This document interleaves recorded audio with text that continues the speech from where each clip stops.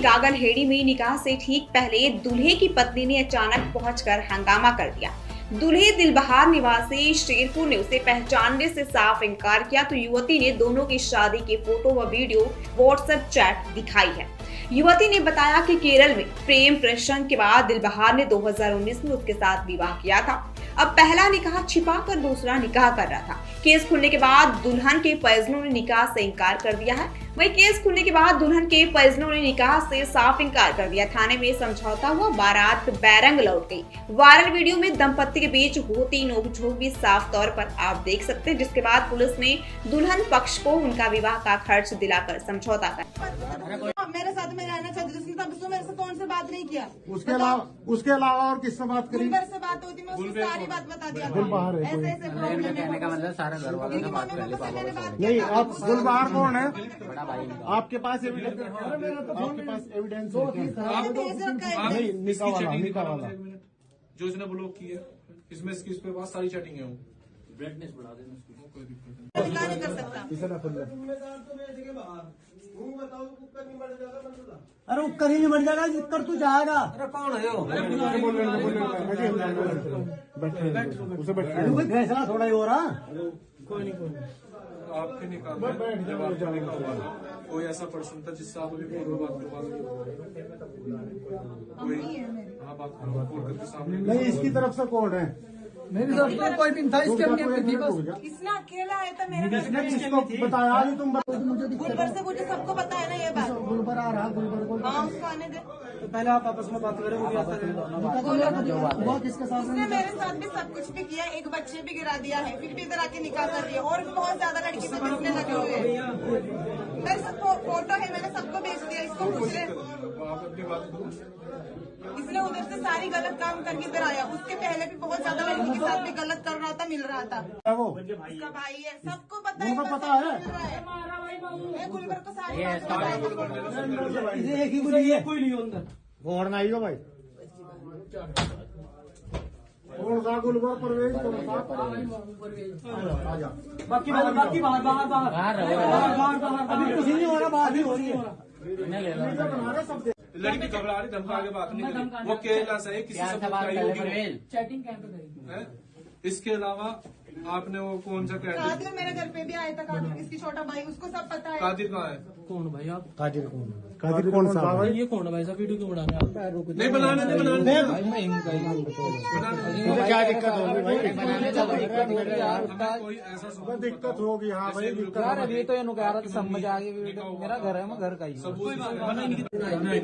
अगर निकाह हुआ है तो आप इनके साथ जाओगे, वो टेंशन फ्री रहोगे। हम निकाह नहीं देंगे अपनी लड़की का। अब तो देने की नहीं हम तो देने की नहीं अपनी का किसी भी तरीके से, क्योंकि हमारी बात फैसला करने में आपकी मर्जी, आप इनके साथ करिए या ना ना करिए ना करिए। लेकिन हमें वो तो कह रहा है कि मैं इसके साथ निकाह मेरा हुआ नहीं है और मैं इसकी मेरी 1 साल से जान पहचान रहा हूँ। 6-7 महीने जब जोड़ा है तो उसके पहले भी ये वालिद है हमारे, लड़की के बाप है, जिससे शादी हो रही है।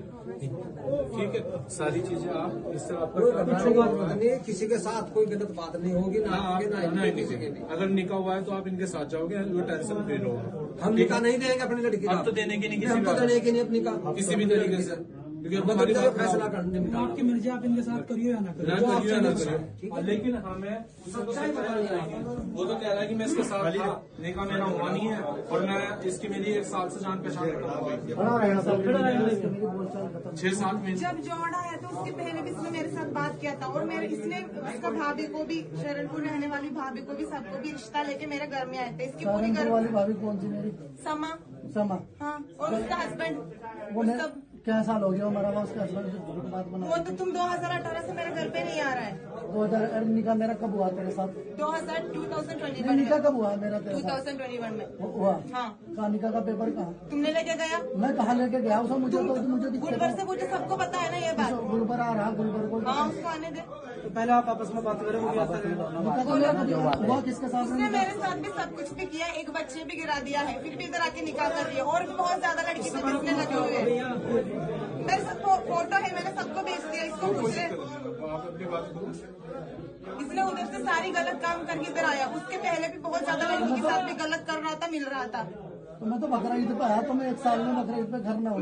तुमने अपने फोन में देखो, तुम वो दिन में इसके जोड़ा कि तुमने मुझे क्या कहा, 3-4 के कचरा जोड़ा दे के गया, अच्छे को जोड़ा भी नहीं दिया क्या? मैंने तो यूँ कहा ही नहीं। अभी वो फोन देके साइबर सेल में जाओ, सब डिटेल्स आएगा। ठीक है, मैं तो कुछ बोल रहा ही नहीं जोड़ा के बारे में। इतना झूठ बोलते हैं। झूठ तो तुम बोल दिया यार, मैंने तेरे से निकाह कब करा, किसके सामने करा? 2021 में किसके सामने करा? क्या तुम और मैं था, मेरा अम्मी था। हाँ तेरा अम्मी अब तो था, मेरे साइड से कोई नहीं था। सबको पता होता है, सबने बात किया है। किसने क्या बात? वो आदमी तो लेगा। गुलबर को पता है, परवेज को पता मेरे है। भाई ने मेरे पास जाकर वहाँ निकाह हो रहा मेरा। वो तुमने बताया था ना, अभी मेरे पास पैसे नहीं, घर में कोई खाना बच्चा लगा, तुमने कब कहा तुझे मेरे पास पैसा नहीं है? और मेरा भाई, मैं अकेला जाऊंगा निकाह करने, इससे इसके इतना काम अकेला कर सकता हूँ, निकाह नहीं कर सकता। अरे वो कहीं नहीं मर जाएगा, कर तू जाएगा। अरे कौन है वो? कोई फैसला थोड़ा ही हो रहा। आपके निकाह में जब आपका निकाह हुआ था, कोई ऐसा पर्सन था जिससे आप अभी फोन पर बात कोई? हाँ, बात करो फोन करके सामने। नहीं, इसकी तरफ से कौन है? मेरी तरफ तो कोई नहीं था, इसके अम्मी थी बस। इसने अकेला आया था मेरे घर में। इसको बताया नहीं, तुम बता रही कोई भी नहीं था जब मैंने निकाह नहीं करा। अम्मी होगी कहाँ तो? अभी आप बता रही थी गुलबर परवेज कौन है वो? उसका भाई है, सबको पता है। उनको पता है? मैं गुलबर को सारी बात बताया। इसे एक ही बुरी है। कोई नहीं अंदर। कौन आई हो भाई? कौन सा गुलबर परवेज? कौन सा? आजा। बाकी बाहर अभी कुछ नहीं हो रहा, बात ही हो रही है। बना रहे सब, देख लियो बाहर। इसको जानती हो? कैसे जानते हो? मेरे से बात करी कभी? किसने बात? आप बात करी मेरे से कभी? हाँ, बात किया था मैं कब करी? फोन से, कभी ज्यादा टाइम पहले। ऐसे तुम डिलीट करके तुम्हें कैसे दिखाएगा? उसमें तो वो डिटेल में भी निकल जाए कब बात करी तूने। लास्ट टाइम कब बात करी इससे? मेरे से कब बात इससे करी? ज्यादा बात नहीं हुई। कब बात करी? एक भी बार बात नहीं हुई मेरी कभी भी। इसके परिवार, रुक जाओ, इसके परिवार में किससे बात हुई? मेरे से इसके साथ मैंने चैटिंग किया था, कब? फोन से भी चैटिंग पे बात- कौन सी रुक जाओ ना चैटिंग? भाई बिल्कुल आराम से। लड़की घबरा रही, धमका के बात नहीं धमका करी। वो केरला से है, किसी से बताई होगी चैटिंग कैंप पे करी? है? इसके अलावा आपने वो कौन सा कहते कादिर मेरे घर पे भी आया था, कादिर इसकी छोटा भाई, उसको सब पता है। कादिर कहाँ है? कौन भाई आप? कादिर कौन सा? ये कौन है भाई साहब? वीडियो क्यों बना रहे हैं आप?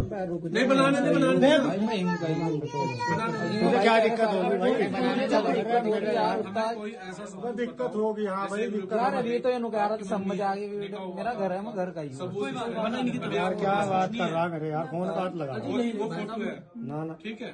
चुप हो जाए, मिनट चुप हो जाए। तुम तो सारे के सारे घर का रोक दे रहे, तभी घर वाले हो क्या? यार तो बड़े आदमी हो ही नहीं। ओ भाई चुप हो जाओ, बात कर। बात तो आप दोनों का अभी वो बाहर भी भौंक रहा था। रुक जाओ, जमा ऐसे ना खल्ली पड़े। ये तो ठीक है, यहाँ की आगे नहीं तो हमको भाई लेके जाते, चलो उसमें इलाज भी कर देते। आप इसकी मम्मी से सब कर लो, नहीं इसे छोड़ का पहले इलाज नहीं, दूसरे का घर हद कर रहा है मेरे भाई। तो चुप हो रहे तो घर का रोक दे रहे सारे के सारे, तुम्हारा घर है। कोई बात नहीं यार भाई, ठीक है यार उनकी बात तो होने दो। भाई आप चुप हो जाओ। ठीक है। हाँ, आज की बात सुनो। इसकी अम्मी से आपने बात की? अब ये कह रहा है कि मेरी अम्मी से बात नहीं हुई। आपने किसी, यानी किसी लेडीज से बात की? झूठ बोल रही है यार। किसी लेडीज से बात की आपने? तबसुम से बात किया। इसकी तबस्सुम मामी कौन थे है? उससे। तबसुम इसकी छोटी बहन है। जान उसने तबस्सुम बोल आपकी बहन है? केरला में आती हूँ, आपके साथ रहना चाहती हूँ, ये है वो है, इस तरह बोल तब रही सुन थी। जैसे क्या हुआ, केरला में आती है, मैं रहना चाहती थी। हाँ, मेरे साथ में रहना चाहती थी। उसने तबसुम मेरे से फोन से बात नहीं किया। उसके अलावा और किससे बात करी? गुलबर से बात होती, मैं उसको गुलबर सारी बात बता दिया गुलबहार है ऐसे ऐसे प्रॉब्लम कहने का मतलब सारा घर वालों से बात कर ली पापा मैंने को। बात नहीं, आप गुलबहार कौन है? बड़ा भाई आपके पास एविडेंस? आपके पास एविडेंस है क्या? आप भेज रखा है। नहीं, इसकी निकाह वाला, चैटिंग निकाह निकालो वाला। एक मिनट। जो इसने ब्लॉक की है, इसमें इसकी इस पे पास सारी चैटिंग है। वो ब्राइटनेस बढ़ा देना उसकी। कोई दिक्कत नहीं। लड़कियों में तबस्सुम के अलावा किसी और से औरतों में बात किससे हुई? इसका अम्मी से बात हो गई। इसकी पापा से बात हुई बता रहा हूँ। इसकी मामू की निकाह की बात किससे हुई?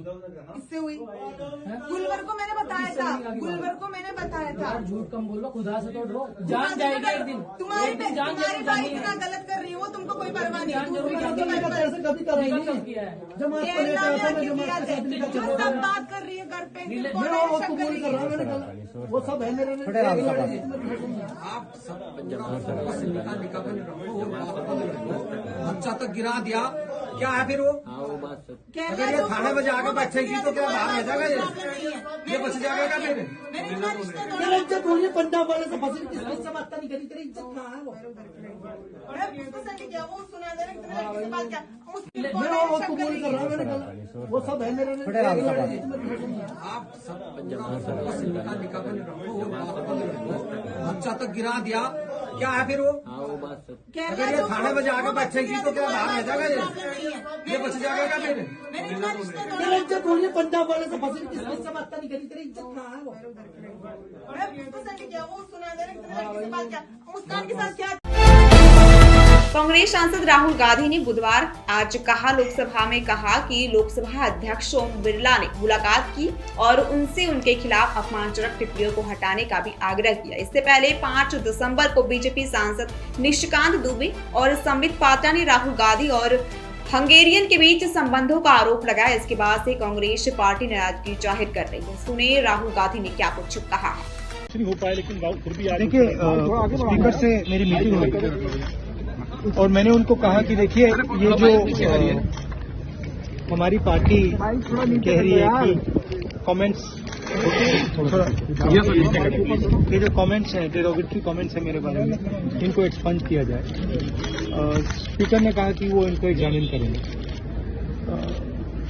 देखिए ये उल्टे सीधे एक्यूजेशन लगाते रहते हैं मगर हमने डिसीजन लिया है एटलीस्ट मेरी थिंकिंग है कि ये जो भी प्रोवोकेशन करें इनको हम करने देंगे बट हम हाउस को रन कराएंगे और हमारी पूरी कोशिश होगी कि हम किसी ना किसी तरह हम हाउस को रन करें। हम चाहते हैं कि डिबेट हो, डिस्कशन हो। 13 तारीख को कमिटमेंट था कि कॉन्स्टिट्यूशन पे डिबेट होगा। हम चाहते हैं कि वो डिबेट हो और हम हाउस को रन करने देंगे। चाहे वो कुछ भी बोलें मेरे बारे में, देखिए एक सेकंड मुझे बोलने दो, तो चाहे वो मेरे बारे में कुछ भी बोलें बोल सकते हैं। 13 तारीख को डिबेट हो। राहुल जी जो एलिगेशन लगाए जा रहे हैं उस पर आपको क्या कहना है? जो एलिगेशन लग रहे हैं उस पर आपको क्या कहना है? सिंपल सी बात है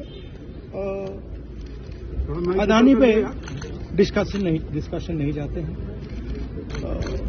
वो अडानी से डिस्ट्रैक्ट कराना चाहते हैं और डिस्ट्रैक्शंस करते रहते हैं। आप जानते हो, मैं भी जानता हूं, एंड में हम छोड़ेंगे नहीं। सर आप अडानी का मुद्दा उठा रहे हैं, उनकी तरफ से जॉर्ज सोरोस को लेकर बात कही जा रही है, तो इस बीच में इसका हल क्या निकलेगा? वो तो आरोप लगाते जाएंगे। हमने कहा देखिए हाउस चलना चाहिए, ठीक है, और हम जो भी आरोप लगाए मेरे ऊपर लगाते जाइए, लगाते जाओ, कोई फर्क नहीं पड़ता। हम हाउस को चलाएंगे। तो इस तारीख को चर्चा हो पाएगी संविधान पे? नहीं, देखिए हमारी पूरी कोशिश है। अब हमारी जिम्मेदारी नहीं है हाउस को चलानी, मगर हम कह रहे हैं कि हम 100% अब हाउस को चलाएंगे। ठीक है, थैंक यू। राहुल जी का अतुल सुभाष सुसाइड मामला बहस का विषय बना हुआ है। पति पत्नी के संबंधों के बीच तनाव का नतीजा किस स्तर तक जा सकता है, इस पर भी चर्चा हो रही है। 498A कानून भी बहस के केंद्र में है। इस बीच बीजेपी के सांसद कंगना रनौत की प्रतिक्रिया भी सामने आई। सुनिए कंगना रनौत ने इस मामले पर क्या कुछ कहा। हमेशा 99% जो है मैरिजेस में पुरुषों का ही दोष होता है, इसीलिए ऐसी गलतियां भी हो जाती है। संभल घटना पर समाजवादी पार्टी सांसद अवधेश प्रसाद ने बड़ा बयान दिया। उन्होंने कहा कि समाजवादी पार्टी पहली पार्टी है जिसकी अध्यक्षता में 15 सदस्यों का प्रतिनिधि मंडल बनाया गया, लेकिन सरकार ने हमें वहां यानी कि संभल नहीं जाने दिया। वे तो केवल वास्तविक और तथ्यात्मक स्थिति को देखने जा रहे थे। अखिलेश यादव ने भी मजबूती के साथ सदन में संभल के मुद्दे को उठाया और सरकार को कटघरे में रखा। सरकार की तरफ से क्या कोई जवाब आया? सुने उन्होंने क्या कुछ कहा है। गठबंधन के सहयोगी दलों का साथ मिला समाजवादी को, यही सवाल उठा रहे हैं। ऐसा है, अब वो जहां तक संभल का सवाल है, संभल के सवाल पर तो आपने देखा ये समाजवादी पार्टी पहली पार्टी है कि माता प्रसाद पांडे जो हमारे नेता प्रतिपक्ष हैं उत्तर प्रदेश विधानसभा में और 2 बार अध्यक्ष भी रहे हैं, उनकी अध्यक्षता में 15 सदस्यीय कमेटी प्रतिनिधिमंडल बनाया माननीय नेताजी ने, माननीय अखिलेश जी ने। अब वहां पर वहां की सरकार ने जाने नहीं दिया। क्या अगर वो चले जाते, समाजवादी पार्टी का प्रतिनिधिमंडल चला जाता, तो क्या धरती फट जाती, क्या आसमान टूट जाता? अरे वो तो जा रहे थे कि एक्चुअल और फैक्चुअल पोजीशन क्या है, किस हद तक लोगों के ऊपर जुल्म किया जा रहा है, किस हद तक लोग परेशान किए जा रहे हैं, उनकी परेशानी को कैसे सॉल्व करा जाए, इसीलिए तो जा रहे थे। और माननीय अखिलेश जी ने देखा, आपने सदन में जिस मजबूती के साथ संभल का मुद्दा उठाया और सरकार को घेरा और सरकार को कटघरे में रखा और सरकार के वहां की सरकार को कटघरे में रखा और जिम्मेदार ठहराया कि सरकार और उनके अधिकारी जिम्मेदार हैं और उनके खिलाफ कार्रवाई होनी चाहिए। ये तमाम जो बातें हैं ये उठाया गया था, लेकिन सरकार की तरफ से क्या कोई जवाब आया? सरकार की तरफ कोई जवाब आया? शायद कोई बात आई तो ये सारी बातें जो आप कह रहे हो, ये सदन जो है लोकतंत्र का सबसे बड़ा मंदिर है ये, और इससे बड़ा प्लेटफॉर्म नहीं हो सकता जहां से सम्मानित देशवासियों की समस्याओं के बारे में, तकलीफों और उनके विकास के बारे में चर्चा की जा सके। धन्यवाद। सपा सांसद डिंपल यादव का बड़ा बयान सामने आया। उन्होंने संसद के बाहर कहा कि हम चाहते हैं कि संसद चलनी चाहिए, हम न सोरोस और न ही अदानी मुद्दे के साथ हैं, हमारा मानना है कि सदन चलना चाहिए।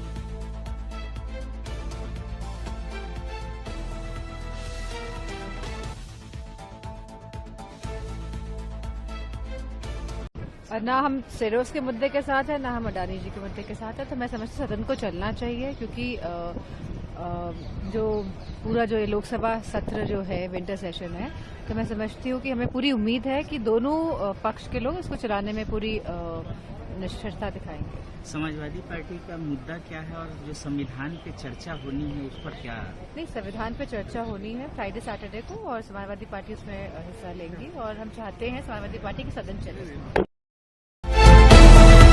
बेंगलुरु में आईटी इंजीनियर अतुल सुभाष ने पत्नी से प्रताड़ित होकर मौत को गले लगा लिया। सुसाइड से पहले अतुल ने कई पेजों का सुसाइड नोट और वीडियो बनाकर छोड़ा, जिसमें उसने पत्नी और ससुराल वालों पर कई गंभीर आरोप लगाए हैं। अतुल की मौत से उसका भाई विकास मोदी भी टूट गया। विकास ने भाई को न्याय देने की मांग की है और कहा है कि देश में ऐसा कानून बनना चाहिए जिससे सबको न्याय मिल सके। मैम, मेरी बस डिमांड ये है कि मेरे भाई को जस्टिस मिलना चाहिए।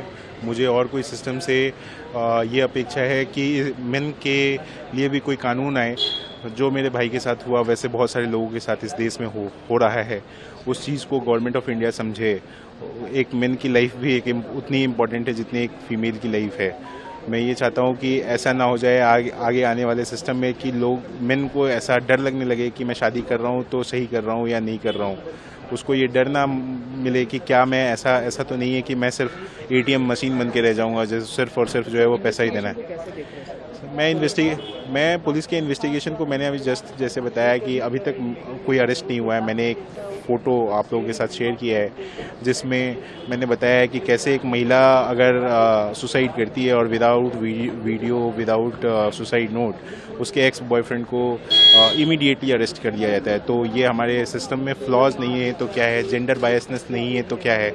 एक मैन जो है वो सुसाइडल वीडियो, इतने मिनट का वीडियो बनाता है, इतने बड़ा सुसाइडल नोट बनाता है। अभी तक एक्शंस जो हैं वो नहीं हुए हैं पुलिस के द्वारा। अब आगे फर्दर कैसे प्रोसीड करना है वो हम लीगल एडवाइस लेके आगे बढ़ेंगे, आगे प्रोसीड करेंगे। केंद्रीय मंत्री शिवराज सिंह चौहान आज हरियाणा के दौरे पर थे। इस दौरान उन्होंने कहा कि मुझे यह बताते हुए बहुत खुशी हो रही है कि सुल्तानपुर एक संपूर्ण विकसित आदर्श गांव है। यहाँ ई लाइब्रेरी है, यहाँ कॉमन सर्विस सेंटर है, सब मिलकर काम करते हैं। सामूहिकता की यह भावना हमारे गांव को बहुत आगे ले जाएगी और सुल्तानपुर इस मामले में प्रेरणा है। मनरेगा के कामों का भी बेहतर उपयोग हुआ है। देखिए उन्होंने आगे क्या कुछ कहा है। बहुत खुशी है ये बताते हुए कि सुल्तानपुर एक संपूर्ण विकसित आदर्श गांव है। यहाँ गंदे पानी को कैसे स्वच्छ किया जाए इसके लिए 5 पॉन्ड बनाए गए। ये अद्भुत पद्धति है। यहाँ ई लाइब्रेरी है, यहाँ कॉमन सर्विस सेंटर है, स्वास्थ्य की व्यवस्था हो चाहे शिक्षा की व्यवस्था हो, सामुदायिक भवन हो, एक साफ सुथरा गांव, और ये बड़ी प्रसन्नता हुई कि गांव में एक भी गांव की एफआईआर कहीं थाने में नहीं है। सरपंच हो, पूर्व सरपंच हो, सब मिलकर साथ काम करते हैं। सामूहिकता की ये भावना हमारे गांव को बहुत आगे ले जाएगी और सुल्तानपुर इस मामले में प्रेरणा है। मनरेगा के कामों का भी बहुत बेहतर उपयोग हुआ है। द्रोण दीदी से भी मैं मिला और आजीविका मिशन के माध्यम से बहनें अपनी गरीबी दूर कर रही हैं और कई तरह की आर्थिक गतिविधियां उन्होंने प्रारंभ की है। खेती बहुत उन्नत है और हरियाणा की सरकार को तो बधाई। उन्होंने 23 फसलें एमएसपी पे खरीदने का फैसला किया है। ये तो धान का कटोरा है और यहां का धान दुनिया भर में जाता है, विशेषकर अरब कंट्रीज में। और धान के किसानों के लिए हमने एक फैसला किया है कि जो बासमती के निर्यात पर मिनिमम एक्सपोर्ट प्राइस लगती थी वो खत्म कर दी है। धान निर्यात होगा, किसानों को और फायदा होगा। यहां गांव में ग्रामवासियों से, सरपंच साहब से, पूरी टीम से मिलके मैं बहुत प्रसन्न हूं और मैं तो मामा और भाई हूं, तो रिश्ता गांव से जुड़ गया है। और मैं मानता हूं कि प्रेम ही भगवान है। किसानों की सेवा, गरीबों की सेवा भगवान की पूजा है। तो किसान भी बढ़े, गरीब भी बढ़े और दीदी हमारी आगे बढ़ ही रही है। आप दिल्ली एनसीआर में अब ठंड महसूस किया जाने लगा है। मौसम विभाग की माने तो आने वाले कुछ दिनों में राजधानी में कड़ाके की ठंड पड़ सकती है। वहीं प्रदूषण की बात करें तो रविवार को हुई बारिश के बाद प्रदूषण में मामूली सुधार हुआ है, लेकिन अभी भी दिल्ली एनसीआर के लोगों को सांस लेने के लिए साफ हवा नहीं मिल पा रही है। फिलहाल दिल्ली एनसीआर का प्रदूषण स्तर ऑरेंज जोन में बरकरार है। प्रधानमंत्री नरेंद्र मोदी ने बुधवार को स्वतंत्रता सेनानी सुब्रमण्यम भारती की संपूर्ण रचनाओं के संग्रह का विमोचन किया और उनके योगदान की सराहना करते हुए कहा कि उनके जैसा व्यक्तित्व सदियों में एक बार आता है। मोदी ने आगे कहा कि भारती के विचार और बौद्धिक प्रतिभा आज भी लोगों को प्रेरित करती है। आम आदमी पार्टी ने दिल्ली की अलग अलग विधानसभा में भाजपा द्वारा साजिश करके आपके वोट काटने के गंभीर आरोप लगाए। आम आदमी पार्टी के नेता और दिल्ली के पूर्व डिप्टी सीएम मनीष सिसोदिया और राज्यसभा सांसद राघव चड्ढा ने कहा कि दिल्ली के 7 विधानसभा इलाकों से भाजपा ने साजिश करके 22,000 से ज्यादा वोट कटवाने की एप्लीकेशन दी है। जनकपुरी विधानसभा में 24 ऐसे लोग चिन्हित हो पाए हैं जिन्होंने कुल मिलाकर 4,874 वोट काटने की एप्लीकेशनें दी हैं। मात्र 24 लोगों ने 4,874 वोट काटने की एप्लीकेशंस दी हैं। मैं बता दूं कि जनकपुरी में कुल मिलाकर मतदाता सूची प्रकाशित होने के बाद 7,055 वोट काटने की एप्लीकेशनें आई। 7,055 में से 4,874 इन 24 लोगों ने दी हैं। ये मैं उसका पूरा ब्यौरा लाया हूं, ये मैं भी आपको दे दूंगा। इसके बाद अगली विधानसभा है करावल नगर। इसमें कुल मिलाकर 3,861 एप्लीकेशन वोट काटने की आई, जिसमें पता लगा कि 3,260 यानी कि 3,260 एप्लीकेशनें सिर्फ 2 लोगों ने दी हैं। 2 लोगों ने 3,260 वोट काटने की एप्लीकेशन एक विधानसभा क्षेत्र करावल नगर में दी हैं। एक कोई स्वाति पांडे जी हैं, एक लकी गुप्ता जी हैं। इनकी भी मैं डिटेल लाया हूं, ये भी मैं आपको दे दूंगा। एसी नंबर 52 तुगलकाबाद, यहां पर कुल मिलाकर मतदाता सूची प्रकाशित होने के बाद 4,016 वोट काटने की एप्लीकेशनें आई, जिसमें से 2,435 वोट काटने की एप्लीकेशन मात्र 15 लोगों ने दी है। यानी कि 15 लोग मिलके 2,435 लोगों के वोट कटवाना चाहते हैं और ये 15 लोग। फिर पालम विधानसभा, जिसमें 9 ऐसे लोग जिन्होंने 1,641 एप्लीकेशनें दी। ये वो 9 लोग हैं। हरिनगर, जहां मात्र 4 लोगों ने 637 एप्लीकेशंस दी वोट काटने की। इन 4 लोगों के भी। मुस्तफाबाद एक ही आदमी ने 534 वोट काटने की एप्लीकेशन दे दी है। एक आदमी एक विधानसभा क्षेत्र में 534 वोट कटवाने की एप्लीकेशन दे रहा है। यूट्यूबर अलविश यादव ने आईटी कर्मचारी अतुल सुभाष की आत्महत्या मामले में न्याय की मांग की है। उन्होंने अपने यूट्यूब चैनल पर एक वीडियो जारी कर इस मामले में हैरानी जताई। अलविश ने कहा कि पुरुषों का भी मानसिक उत्पीड़न बंद होना चाहिए। गीता जयंती के मौके पर मध्य प्रदेश की राजधानी भोपाल में वर्ल्ड रिकॉर्ड बनाया गया। यहाँ सीएम मोहन यादव की मौजूदगी में 5000 से ज्यादा आचार्यों ने गीता का पाठ किया। गीता पाठ के बाद गिनीज बुक ऑफ रिकॉर्ड की तरफ से सीएम मोहन यादव को सर्टिफिकेट भी सौंपा गया। भोपाल के मोतीलाल नेहरू स्टेडियम में पहली बार एक साथ 5000 आचार्यों ने गीता के 3रे अध्याय कर्मयोग का सस्वर पाठ किया।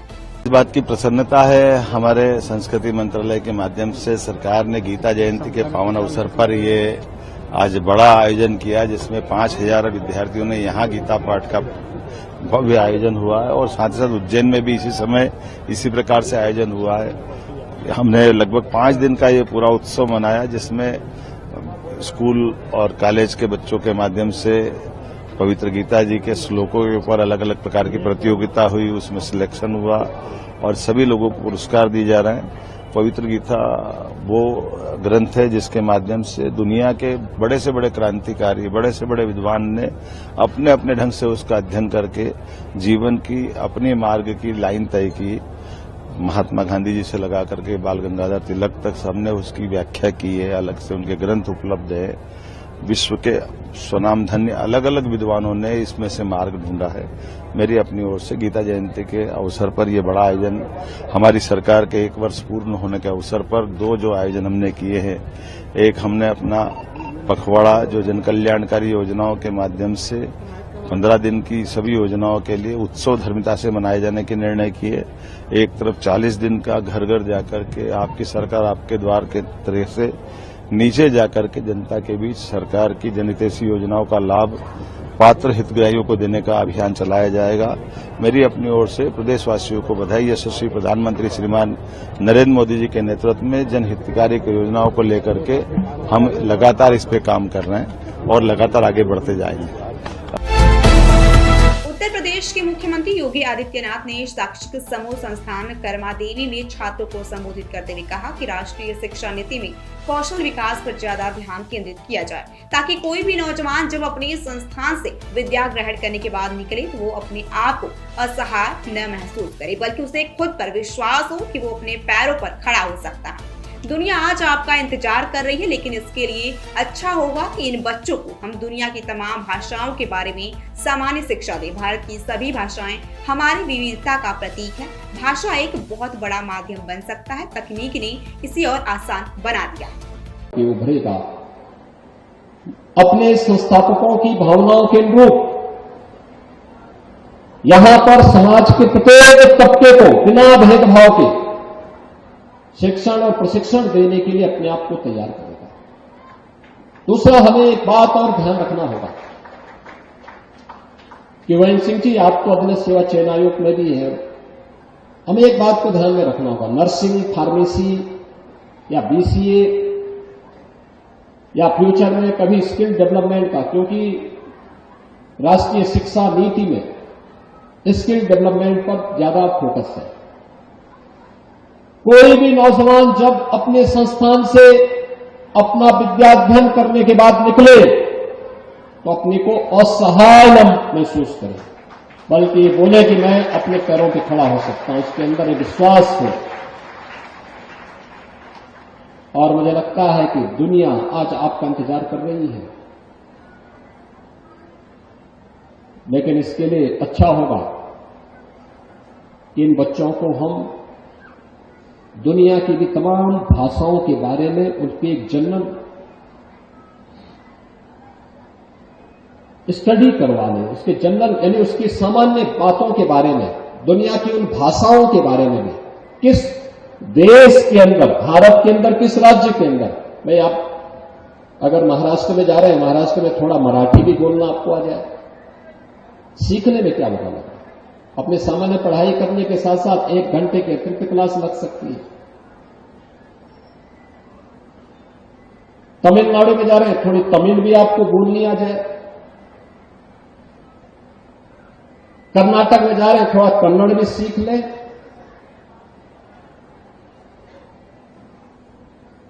बंगाल में जा रहे हैं, थोड़ा बंगाली भी बोलना सीख लें। भारत की जितनी भी भाषाएं हैं, ये भारत की एकता की प्रतीक है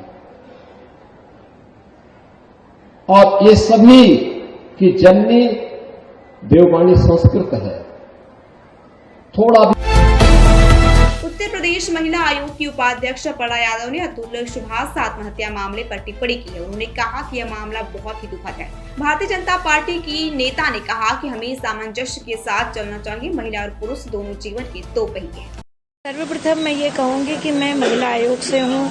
हमें महिलाओं की सुरक्षा एवं उनके लिए जो उत्पीड़न वाली केसेज आते हैं हमारे पास आए दिन, मैं बस इतना कहना चाहती हूँ, जो भी इस केस में हुआ है वह बहुत दुखद इसलिए है क्योंकि सुभाष अब हमारे बीच में नहीं है। दूसरी बात मैं ये कहती हूँ कि इस पूरे केस की अच्छे से जांच हो और इसमें जो है उच्च स्तरीय जांच हो, क्योंकि उसने जो अपने सुसाइड नोट में मेंशन किया है कि उसको भी कहीं ना कहीं उत्पीड़न झेलना पड़ा। तो कभी काफ़ी केसेस ऐसे आते हैं आयोग में भी जहाँ पर जो है महिला भी गलत होती है। तो मैं ये नहीं कह रही हूँ कि जो है कभी महिला गलत होगी, कभी पुरुष गलत होगा। ये समाज है, समाज का पहिया ही चलेगा महिला पुरुष दोनों के सार्थक जीवन जीने से।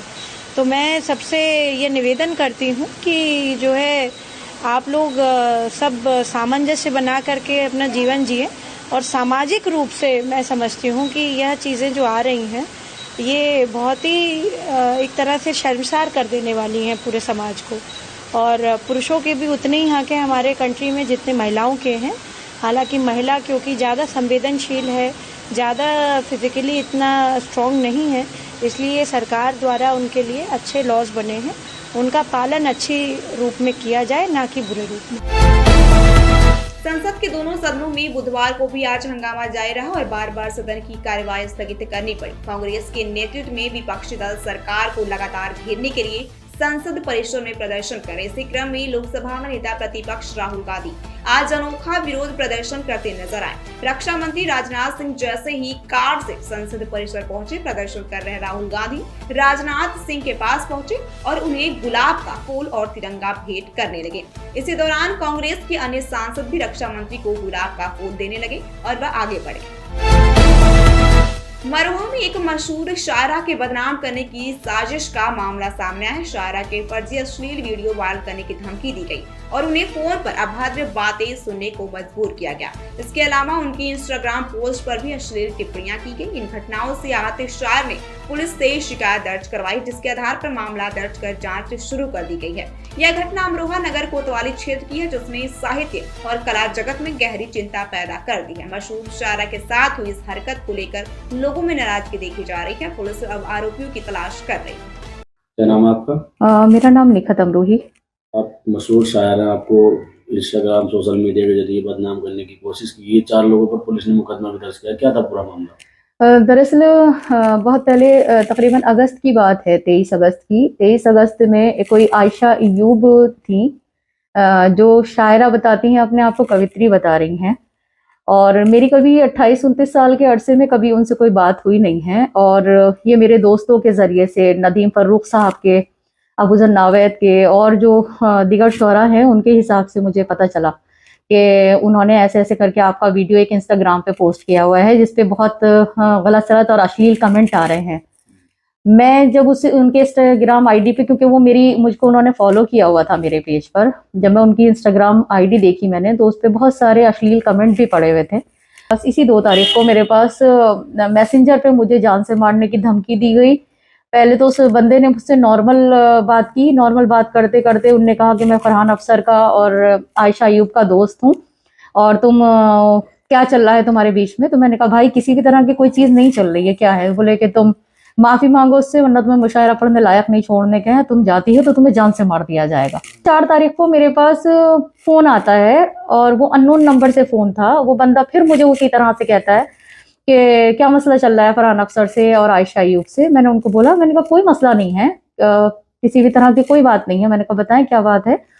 तो उस बंदे ने जो है बोले कि तू हमें जानती नहीं है और हम जो है तेरी फर्जी, तेरे पहले आईडी हैक करेंगे, आईडी हैक करने के बाद तेरी फर्जी और फोटोग्राफ और फर्जी वीडियो बना करके हम जो है उसे सोशल मीडिया पे वायरल कर देंगे। जिसपे मैंने उसका विरोध किया। विरोध करने के बाद मैंने कहा भाई, मैंने कहा क्या चाह रहे हैं आप? तो बोले कि वरना फिर तू एक काम करके 2.5 लाख रुपए दे हमें। सारा में फिर फोन आता है मेरे पास और मैंने उसका फोन रिसीव किया। फिर वो जो था मुझसे बंदा फिर वही बात करने लगा कि फोन कैसे काट रही है, जानती नहीं है कि तुझे क्या क्या कर दिया जाएगा तेरे साथ में। तो मैं थोड़ा घबरा गई। जैसे मैंने रिकॉर्डिंग पे लगाया कि मैं सोचा कि इस बंदे की रिकॉर्डिंग करूं, और मैंने फोन को रिकॉर्डिंग पे लगाया तो एकदम से पता नहीं उसमें एक व्यू हुआ, एकदम से आवाज आई, कॉल हैज बीन रिकॉर्डेड। जब मुझे सुनाई दी तो हो सकता है उसको सुनाई दी हो, उसने बंदे ने एकदम बात करना जो था अपना वो दूसरी तरह से बात करने लगा और अश्लील बातें करने लगा फोन पर। वो भाजपा विधायक राजकुमार सहयोगी पर प्राइवेट प्रॉपर्टी के गेट पर जबरन शौचालय बनाने का आरोप लगा है। प्रॉपर्टी स्वामी और बाजार के लोगों ने इसे दबंगई करार देते हुए निर्माणाधीन शौचालय को तोड़ दिया। हंगामे की सूचना पर इलाका पुलिस मौके पर पहुंची। घटना देहरी गेट थाना क्षेत्र के पत्थर बाजार की है, जहां विधायक राजकुमार सहयोगी की चूड़ी की दुकान भी मौजूद है। बेंगलुरु में आई इंजीनियर अतुल सुभाष के सुसाइड का मामला अब गहराता जा रहा। सुसाइड करने से पहले अतुल ने 90 मिनट का वीडियो जारी करते पत्नी निकिता और लॉ सिस्टम पर गंभीर सवाल उठाए। अतुल के पिता पवन मोदी के अनुसार उनसे कहा था कि फैमिली कोर्ट कानून का पालन नहीं करता। मेरे बच्चा को इंसाफ दिलवा दीजिए, बस और कुछ नहीं चाहिए। मेरे बच्चा को इंसाफ दिला दीजिए, मेरे बच्चा को इंसाफ दिला दीजिए। माची हुआ क्या था? आपके बेटा कुछ बोले थे आपको? बोल। आपके बेटा आपको कुछ बोले थे क्या? बताए थे सर? कुछ नहीं बताया। हमसे 10 बजे तक बात किया, एक दिन पहले तक कुछ नहीं बताया। कुछ नहीं बोल पाया बच्चा। उसके साथ जो हुआ है ना, कानून व्यवस्था, ये अपने लोग की व्यवस्था इतनी कैसा उसको भीतर से तोड़ दिया है। लोकसभा में बुधवार को केंद्रीय मंत्री ज्योतिरादित्य सिंधिया और टीएमसी सांसद कल्याण बनर्जी के बीच तू मैं देखने को मिली। कल्याण बनर्जी ने सदन में चर्चा के दौरान केंद्रीय मंत्री से कहा कि आप सिंधिया खानदान से हैं, महाराजा हैं, तो क्या सबको छोटा समझती। इस पर सिंधिया नाराज हो गए और उन्होंने इसे व्यक्तिगत टिप्पणी बताया। उन्होंने कहा कि वे इस तरह की टिप्पणी बर्दाश्त नहीं करेंगे। सर, किसके चेहरे पे खलबली है और किसके चेहरे पे मुस्कुराहट है, आप स्वयं अरे सुन लीजिए ना, आप बहुत सुंदर दिखते हैं। सिंधिया जी, आप बहुत सुंदर दिखते हैं। ये नहीं है जो आप सुंदर आदमी है। आप सुंदर देखने ये नहीं है जो आप सुंदर आदमी है। आप भी विलेन भी हो सकता है। अरे समझ गया ना? सुनिए, ऐसे कोई नहीं है। आप सुंदर है देखने के लिए। आप ये बहुत बड़ा फैमिली, सबको छोटा करेंगे। प्लीज हमारे सब्जेक्ट पे सब्जेक्ट में आ रहा है। क्या सोचते हैं आप? फिर सुंदर है तो सब कुछ है। सिंधिया फैमिली का है तो राजा है क्या? हम लोग क्या है? आप लोग क्या सोचते हैं? आप डोंट डू इट। आप क्या सोचते हैं? मैं ऑब्जेक्शन लेता हूं। Don't do it. सर, इनके कमेंट पे मैं ऑब्जेक्शन लेता हूं। इन्होंने व्यक्तिगत टिप्पणी की है। सर मेरा हक है जवाब देने का। सर, मेरा हक है जवाब देने का। क्या बोल रहे हैं? इन्होंने व्यक्तिगत टिप्पणी की है, मेरा हक है जवाब देने का। मैं इनको आपके द्वारा सूचित करना चाहता हूं सर कि मेरा नाम ज्योतिरादित्य सिंधिया है। मैं इस देश का प्रजातांत्रिक प्रणाली का नागरिक हूं।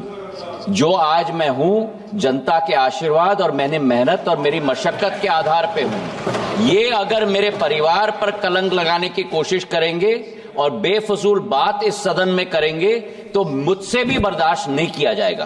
कृपा करके सदन में सदन की प्रणाली की बात करें। उनकी बात हम सुनने के लिए तैयार हैं। अगर बेफजूल बात करेंगे तो कोई भी सुनने के लिए तैयार नहीं होगा। ऑनरेबल एक मिनट ऑनरेबल माननीय सदस्यगण, मैं राजस्थान के मुख्यमंत्री भजनलाल शर्मा के काफिले से मंगलवार को एक कार टकराई थी। रॉन्ग साइड से आ रही गाड़ी ने काफिले की गाड़ी को टक्कर मार दी। इस हादसे में 5 पुलिसकर्मी घायल हो गए, जिनमें से 2 की हालत गंभीर बताई जा रही है। मुख्यमंत्री भजनलाल शर्मा ने तुरंत घटना का संज्ञान लिया और घायल पुलिसकर्मियों को अस्पताल ले जाकर उनका इलाज कराया। यह हादसा जयपुर के जगतपुरा क्षेत्र के NRI सर्किल के पास हुआ। राष्ट्रीय शोषित समाज पार्टी के राष्ट्रीय अध्यक्ष एवं पूर्व मंत्री स्वामी प्रसाद मौर्य मंगलवार की देर रात मैनपुरी दौरे पर थे। वे किशने विधानसभा क्षेत्र के कुसमरा क्षेत्र में गांव गोला कुआं के मनोज शाह की मां के निधन पर शोक संवेदना व्यक्त करने के लिए पहुंचे थे। वहां इस दौरान उन्होंने पत्रकारों से बातचीत में भारतीय जनता पार्टी पर जमकर निशाना साधा और धमकी दी। स्वामी प्रसाद मौर्य ने विवादित बयान दिया और कहा कि मस्जिद में मंदिर तलाशना बंद कर दे, नहीं तो मंदिर में बौद्ध खोजे जाएंगे। आज केंद्र और प्रदेश की सरकारें सभी मुद्दों पर बुरी तरह फेल हो चुकी है। देश में करोड़ों नौजवान बेरोजगार हो गए। जब से डबल इंजन की सरकार आई, सरकारी नौकरियां खत्म हो गई। महंगाई आज चरम पर है। आज किसान की समस्याएं बड़े पैमाने पर किसानों को तबाही के रास्ते पे ले जा रही हैं। यहां तक कि विगत 3 वर्षों से लगातार किसान आंदोलित हैं। आज भी दिल्ली के बॉर्डर पर हजारों किसानों का हुजूम समस्याओं की समाधान के लिए और किसानों को लाभकारी मूल्य दिलाने के मांग को लेकर आंदोलित है। फिर भी सरकार के कान पर जू नहीं रेंग रही है। आज महंगी शिक्षा जानबूझ के की जा रही है, जिससे कि गांव और गरीब लोग, गांव के गरीब लोग शिक्षा न ले पाए। इसलिए जानबूझ करके शिक्षा का भी औद्योगिकीकरण किया जा रहा है। वहीं पर आज पूरे प्रदेश का किसान छुट्टा जानवरों के आतंक से पीड़ित है। बड़े संख्या में छुट्टा जानवर आते हैं, फसलों को चढ़ करके बर्बाद कर देते हैं। किसान उनकी समाधान नहीं कर पा रही है, सरकार उस समस्या का समाधान नहीं कर पा रही है। इन सारे मूलभूत समस्याओं पर अपनी जवाबदेही न देनी पड़े, इसलिए देश की जनता को हिंदू मुस्लिम और मंदिर मस्जिद मुद्दे पर उलझाकर गुमराह करने की कोशिश कर रही है, जिससे कि सरकार की कलई न खुले, सरकार की खामियों पर चर्चा न हो, सरकार की असफलता का जिक्र न हो, बिगड़ी कानून व्यवस्था पर बहस न हो, बेरोजगारी पर चर्चा न हो, महंगाई पर चर्चा न हो, जाति समस्या पर चर्चा न हो, जाति जनगणना पर चर्चा न हो। आज आरक्षण खत्म किया जा रहा है, आरक्षण और संविधान पर चर्चा न हो। इसे जानबूझकर जनता की आग में धूल झोंकने के लिए मंदिर मस्जिद और हिंदू मुस्लिम का नारा देकर के जनता को भटकाया जा रहा है। संभल की घटना को आप कैसे देख रहे हो? देखिए, गड़े मुद्दे अगर उखाड़ेंगे तो मस्जिद में मंदिर खोजने वालों के लिए बहुत महंगा पड़ेगा।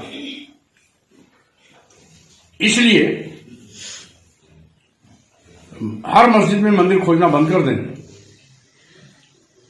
क्योंकि अगर मस्जिद में मंदिर खोजेंगे तो लोग मंदिरों में बौद्ध मठ खोजना शुरू कर देंगे। इतिहास इस बात का गवाह है। बद्रीनाथ, केदारनाथ, जगन्नाथपुरी, रामेश्वरम, ये सब पहले बौद्ध तीर्थ स्थल थे। इनको बदल करके आज हिंदू धर्म स्थल बना दिया गया। तो बात फिर यहां नहीं रुकेगी, बात उसके आगे भी जाएगी। सम्राट अशोक ने 84,000 बौद्ध स्तूप बनवाए थे, आखिर वो कहां चले गए? यानी इन्हीं लोगों ने तोड़ के उसको मंदिर बनाया है। तो अगर मस्जिद में मंदिर खोला जाएगा तो मंदिर में बौद्ध मठ भी खोला जाएगा। इसलिए देश में अमन चैन रहे, इसके लिए आवश्यक है 15 अगस्त 1947 के दिन देश की जो यथास्थिति जिस भी धार्मिक स्थल की रही उसको स्वीकार करना चाहिए, जिससे कि अमन चैन, आपसी सौहार्द, भाईचारा बना रहे। और जो यहाँ की एक संस्कृति थी, हिंदू, मुस्लिम, सिख, ईसाई, बौद्ध, जैन, पारसी, सभी आपस में भाई भाई, वो भाईचारा की बात आगे बढ़े। एक अजमेर शरीफ दरगाह पर दायर हुई है, एप्लीकेशन दायर हुई, उसके बारे में क्या कहोगे आप? ये सब बिगड़ी मानसिकता के लोग हैं और ये सब खुराफात वहीं हो रही है जहां भाजपा की सरकारें हैं। भारतीय जनता पार्टी अपनी असफलता को छिपाने के लिए इस तरह के तिकड़म के तहत मस्जिद, मंदिर और हिंदू मुस्लिम मुद्दा उछाल करके लोगों के आंख में धूल झोंकने का काम कर रही, इसके सिवा कुछ नहीं। ठीक, धन्यवाद। आजकल रील बनाने का ऐसा क्रेज हो गया है कि लोग अपने आसपास के माहौल को भूलकर वीडियोस बनाने लग जाते हैं। इस चक्कर में कई बार लोगों का नुकसान भी हो जाता है। आपने ऐसे कई मामले सुने होंगे जब लोग नदी या झरने के किनारे वीडियो बनाने लगते हैं और हादसे में उनकी मौत हो जाती है। हाल ही में एक महिला ने भी ऐसी ही गलती कर दी। वो सड़क किनारे रील बना ही रही थी कि उसका ध्यान भी नहीं गया। इस बीच उसकी छोटी सी बेटी रोड की ओर भागने लगी। सड़क पर काफी गाड़ियां चल रही थी, तभी महिला के बेटे की सूझबूझ की वजह से बच्चे की जान बच पाई।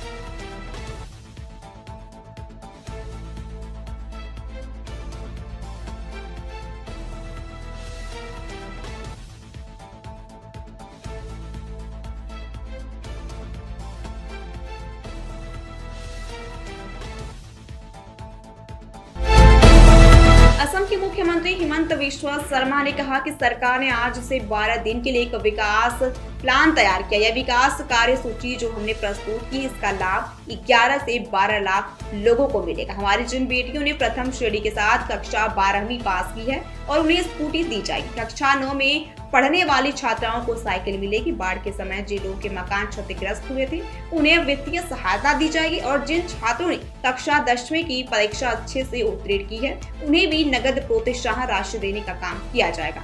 असम की जिन माताओं ने वित्तीय प्रस्थानों से 50,000 तक का लोन लिए थे, उनके लोन को हमने चुनाव के समय माफ करने का वादा किया था। अगले 12 दिनों में हम उन माताओं के बैंकों को बकाया भुगतान प्रमाण पत्र जारी करके ये ऋणों को भर देंगे। सरकार ने आज से 12 दिन का एक विकास का प्लान तैयार किया है। ये विकास का जो कार्यसूची हमने प्रस्तुत किया है, इस प्रस्तुति में 12 लाख लोग, 11 से 12 लाख लोग उपकृत होगा। जो हमारे बेटी +2 पास किया है फर्स्ट डिवीजन का साथ, उनको स्कूटी मिलेगा। जो क्लास 9 में बच्ची पढ़ रहा है उनको साइकिल मिलेगा। जो बाढ़ में जो लोगों का मकान वगैरह क्षतिग्रस्त हुए थे उनको वित्तीय सहायता मिलेगी। और जो हमारे बच्चे मैट्रिक क्लास 10 का एग्जाम अच्छा से पास किए थे उनको भी हम लोग एक कैश इंसेंटिव। महाराष्ट्र के सतारा जिले में स्थित कोलेवाड़ी ग्राम सभा में भविष्य में होने वाले चुनाव को इलेक्ट्रॉनिक वोटिंग मशीन यानी ईवीएम की बजाय पारंपरिक मतपत्रों के जरिए कराने का प्रस्ताव पारित किया है। यह गांव महाराष्ट्र में ईवीएम के खिलाफ प्रस्ताव पारित करने वाला दूसरा गांव बन गया है। कोलेवाड़ी गांव कराड़ दक्षिण विधानसभा क्षेत्र के तहत आता है, जिसका प्रतिनिधित्व पहले कांग्रेस के वरिष्ठ नेता एवं पूर्व मुख्यमंत्री पृथ्वीराज चौहान करते थे। हालांकि उन्हें नवंबर 2024 में हुए चुनाव में बीजेपी के उम्मीदवार अतुल भोसले ने 39,355 वोटों से हार का सामना करना पड़ा था। यूपी के प्रयागराज में होने वाले महाकुंभ के लिए जोर शोर से तैयारियां चल रही है। महाकुंभ के अवसर पर प्रयागराज में विश्व की सबसे बड़ी रंगोली तैयार की जा रही है। ये रंगोली 55,000 वर्ग फुट की है और इसमें 11 टन रंग का इस्तेमाल किया जाएगा। इस रंगोली को कुशल कलाकारों और स्वयं सेवकों की एक टीम द्वारा तैयार किया जा रहा है, जो भारत की समृद्ध सांस्कृतिक विरासत और इसकी कलात्मक विरासत को प्रदर्शित करती है।